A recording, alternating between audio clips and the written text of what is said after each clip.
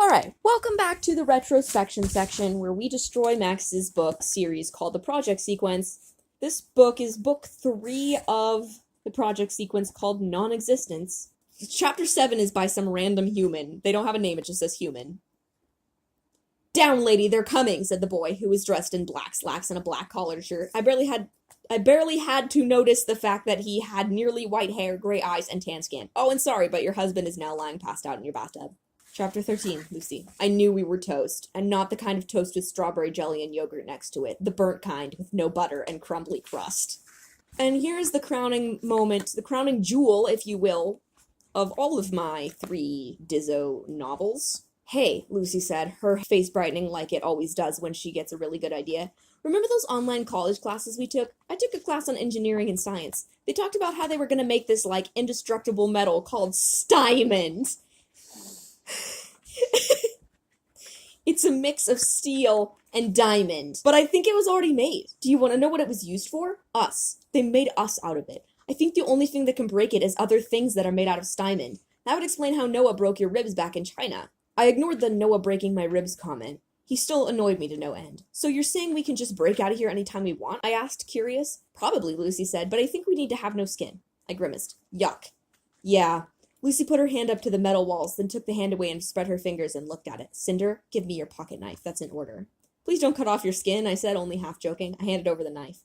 Lucy grimaced, gritted her teeth, then sliced her finger deep. "Wow," I said, trying not to wince. "That was really emo." Wow. Chapter 16, Tuesday. Nothing could suck this bad. Not even this. And that doesn't even make sense. You're not wrong. It really doesn't, Tuesday. Oh, God. "Where do we go?" I heard Danny yell. "They'll find us. The city isn't that big. Not big enough to hide from them." I checked behind me. We'd lost them for the moment. "Talent, put up a wall," I ordered. "But where do we go?" Tam yelled. I looked up at the Sears Tower. Up. "Up? You're not suggesting," no. Tuesday yelled over the wind. "Up, that's an order," I shouted, and up we went. Right up the Sears Tower. If I was right, when we got high enough into the air, we'd be able to run on the air currents, and the Sears Tower was the tallest structure in America, and we wouldn't need extra lungs or anything because we were robots, and who needs lungs anyway? Yes, exactly. So they literally start to run on the air, because they can run really fast, like they run, abnormally fast. And then there's this scene. "How do we get down?" I asked of Lucy. I wasn't really thinking about that when we saved our butts." "Oh yeah, that," I thought. "Wait, I have an idea. Everyone stop running. Just listen closely." Momentarily, everyone stopped running and started freaking out. Screams pierced the air. "Start running again." Everyone started running again. "Stop!" Screaming. "Start!" Running. "Stop!" Falling. Screaming. "Start!" Running. "Stop!" Falling. Screaming. "Almost there. Start!" Running. "Stop! Now put your arms to your side and try to be a pencil." Falling, screaming, being pencils. We started falling in a more uniform pattern, if that's even possible. "Start!" Running. "Stop! Pencils!" Pencils. "Start!" Running. "Stop! Pencils!" Pencils. "Almost there! Aim for the lake!" "Start!" Running. "Stop! Lake!" Pencils. "Splash!" Ow, I did a belly flop, Noah groaned. Gamma raised his eyebrows, which was weird to see since, he was a dog. Oh wait, hold on. Yeah, well, that first of all. Gamma rays? Really? Shut up! No, I didn't mean to do that. Gamma raised his eye. Oh, man.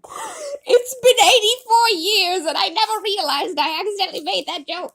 I love that joke. That's a beautiful joke. So the talking dog's leg was fixed, and then he introduced himself as Gamma. "Are there more like you?" Lucy asked, leaning against the wall. Gamma raised his eyebrows, which was weird to see since, he was a dog. "What dogs?" he said behind his paw. "They're everywhere." Oh! I forgot in book 3 Lucy gets pregnant, and Cinder and Shade have to deliver the baby because Dr. Bright, runs away. And... Are they still 14? No, they're 18, I think. Okay, that's marginally better. "I don't think robots are supposed to have babies. I can't do this," I said. Or Lucy said. Wow, sorry. "Yes, you can," I said. "I love you, and you can do this." "Holy shit," said Shade all of a sudden. Holy shit, said Shade all of a sudden. Shit, said Shade. Shit, said Shade. Are you okay? I was trying to say words. Max malfunction. "I think there's something wrong with the baby." He was looking at a small screen which was connected to the heart monitor. It was an ultrasound or something. He pointed to what looked like a little flame in there. "Oh my god, the baby can control fire!" Wait, is this Cinder's baby? Yes. Okay. Is it supposed to be Cinder's baby? Yes. Okay. I don't know who ends up with who. It's like a human baby that's Cinder's like from Cinder's sperm, but he's a robot human. sperm. Robot sperm made a human baby that can also control fire, which doesn't make any sense. But what does? Also, my question is, how can she get pregnant? Is she having, like, robo periods? They never had periods. They discuss that, actually, later. They're like, I never got my period. Then why does she...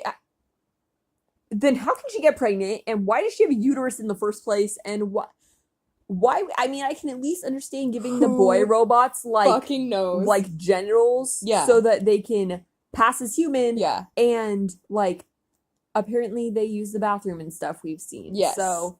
There's a reason for that, but why would you give the girls all the inner parts? There's literally because they no want. I mean, they reason. wanted to run the experiment to see if a robot could carry a baby. But it's like an advanced pregnancy. Even in the book, it's like an advanced pregnancy. She like has 9 weeks instead of 9 months, and the baby's just like, oh, by the way, I'm huge and I can control fire. What?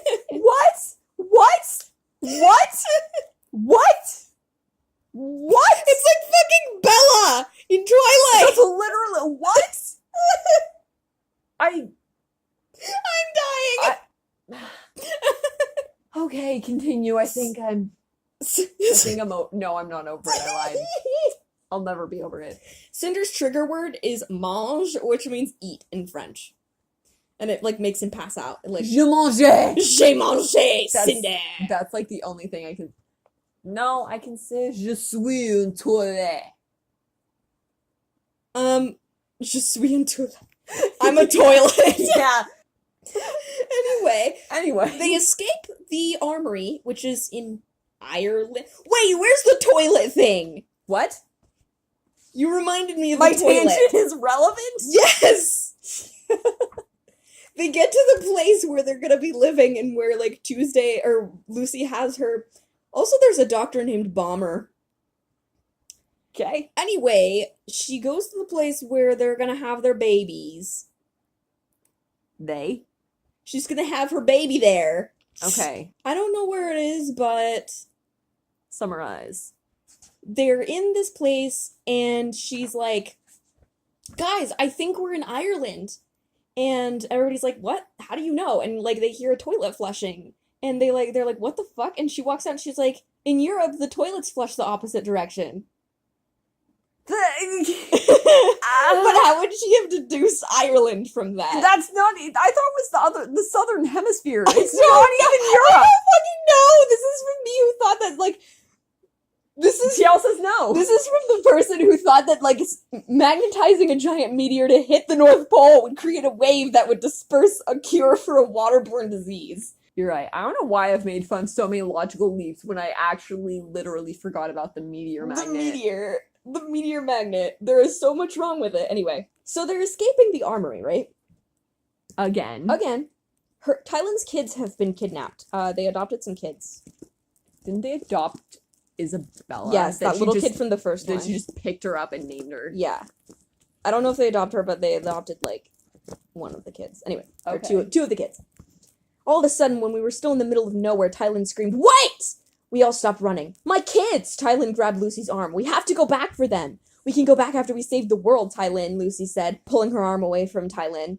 Tylen's eyes were haunted. You don't understand. I planted a bomb in there, and it's timed to go off when we left the armory. How do you forget She forgot that her children were in there. How do you forget your kids anywhere? And then how do you forget your kids in a building you put a bomb in? Well, yeah. So Tylen finds out that she's pregnant. Just then the doctor came in and the crowd parted. Tylen? Yes, that's me, I whispered.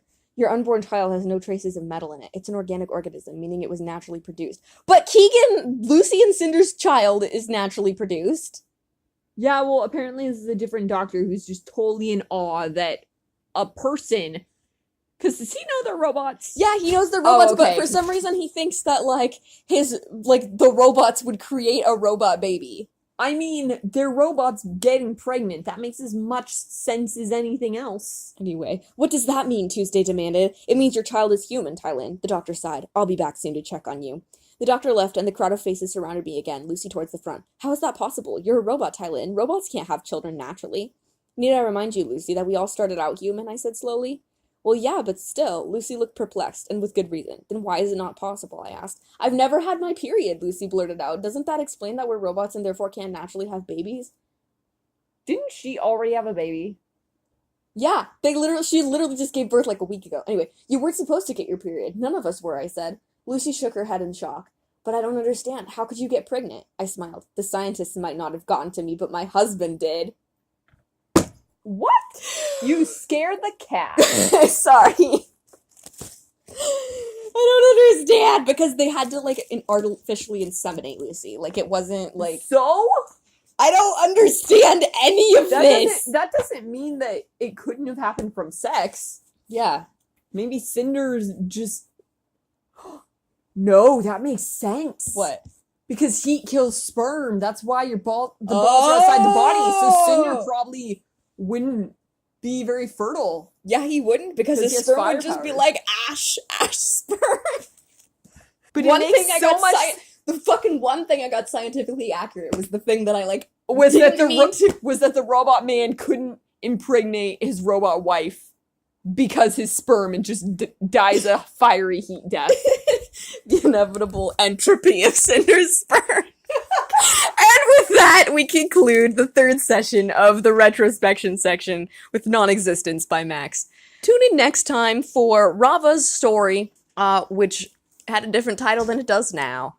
I will give you 4 words to look forward to this beautiful story. Those 4 words are, the shadow fears nothing. I hate you. And with that, we bid you good night.